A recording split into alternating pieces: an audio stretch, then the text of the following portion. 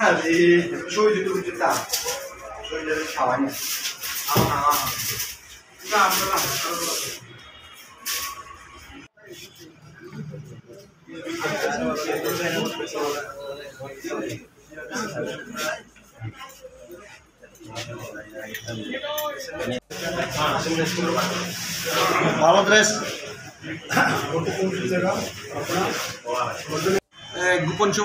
গোপন খবরের ভিত্তিতে আজকে আমরা বিশাল পুলিশ এবং সিআরপিএফ এবং উমেন ম্যান স্টাফ নিয়ে রামপদপাড়া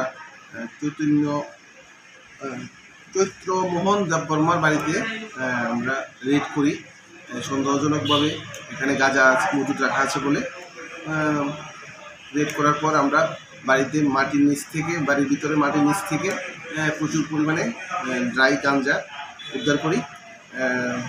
গাঞ্জার পরিমাণ অনুমান 240 কেজি হবে।